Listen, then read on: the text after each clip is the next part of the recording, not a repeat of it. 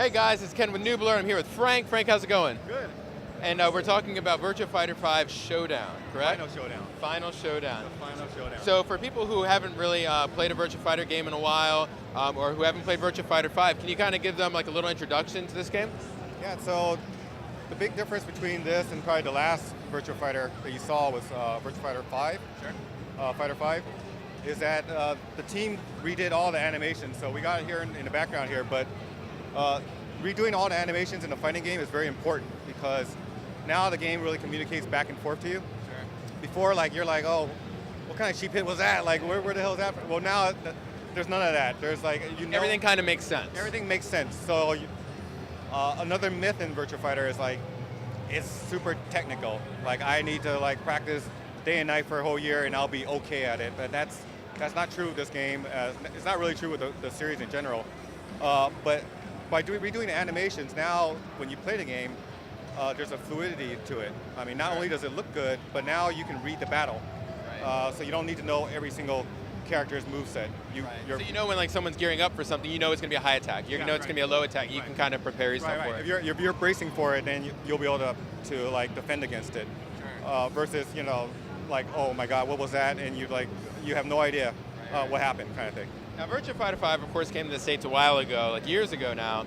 But Virtua Fighter 5 Final Showdown is really like Virtua Fighter 5 from Japan, like all the updates that came out brought to the U.S. audience. What are some of the bigger additions outside of the animation? Right. So arenas are different. So you have different walls. And So we have a low fence, medium fence, and a full fence. Breakable fences, different size arenas. So the arena play a huge deal in the fight because you can ring out, right. Or for mid-walls, something special has to launch you over to ring out.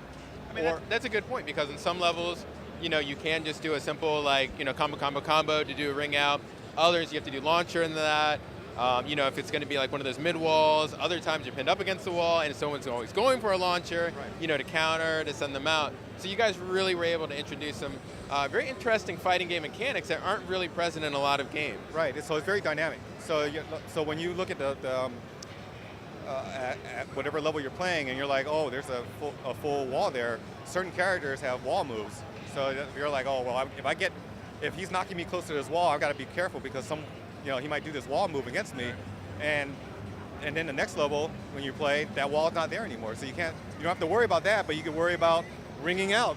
So a lot of things goes on in the battle, and it keeps it fresh and keep it dynamic and all that. One of the coolest things that we were geeking out about was the ability to set your controls before a match. Okay, so we're doing 3 things here. Okay. So we're making the game accessible for newcomers. We got tutorial and training and all that stuff. We're making it better for the existing fans. So if you play VF5, all the fans who came by here today who know VF5 very well, they're like blown away by this version. So they're like super happy. Sure. Then they're the tournament players. Now they're the truly hardcore. They're like they're the ones you have to impress. Yeah, those are guys like, oh, you gotta impress me. So the game is impressive in that it has street cred, being an arcade game in Japan. But we also added tournament features like this button check feature. Like, it's been a big hit with a lot of tournament players. So what happens when you're in a tournament? You go in there, you see everyone up on stage, they get into their character, they kind of do their controls, not really. Yep. They get into the match and they're like doing all this stuff and they're like, oh, I gotta change it again. Sure. And then if they're like really unsure, they change it again and again. Yeah. So we eliminate all that. In our character select screen, you can pull up the control system, rearrange your controls, add the character select screen, bring up a virtual control that'll actually show all the buttons and the control stick, make sure that's all working. I mean, it's ridiculous and it's unbelievable. No one's done this before now. Kind of a simple thing, you think, but that's like a complaint that we heard a lot, Sure. And the team heard that as well at AM2. So they put that in there, streamlined control and button checks, because everyone wants to play a little bit different. They have controllers, they have fight sticks. So when you have all these combinations, you want to make sure that it's right, because in the fighting game you want to make sure everything is perfect before you actually go in there. So no one has any excuses. There's a lot of excuses going on, but not with the controller, no. One of the things that we look for in Japanese fighters, or at least fighters that are in like Japanese arcades, is customization. What can gamers expect as far as customization when it comes to the consoles? Right, so VF5 had a pretty good customization, but it's really nothing compared to what we got here. So we got, each character has 400 to 700 character. 4 to 700? 400 to 700 Okay. character items. So you can really change, say my character Sarah, you could change Sarah to be like look nothing like Sarah, like right. at all. Like completely change her outfit. You could do one a day if you wanted to. Like it's completely up to you. Sure. Complete freedom. 400 to 700 items times 19 characters. You know, you do the math. It's like it's insane. Now, speaking about stuff that's new, there are 2 new characters that might be new to the American audience, even though they're not, really new to the Japanese audience. Can you speak about them a little bit? Right. So, in any fighting game, when you introduce new characters, the first thing that the hardcore will ask, like, do they break the game? Like, no, they don't break the game. So, we have Takarashi, a sumo wrestler, and Jean Gujo. He's a karate master. So, bringing in 2 new fighters, well, Taka is from VF3 actually, but bringing 2 fighters back into a fighting game is a huge deal because you have to do all the balancing and whatnot. So AM2 actually has a very good record and very good track record of making sure the game is super balanced. Any character has a chance versus any other character. Every fight will be dynamic and different. It's not like you're going to play a certain character versus a certain character like, oh, holy crap, I have to play it exactly this way or else I'm going to lose.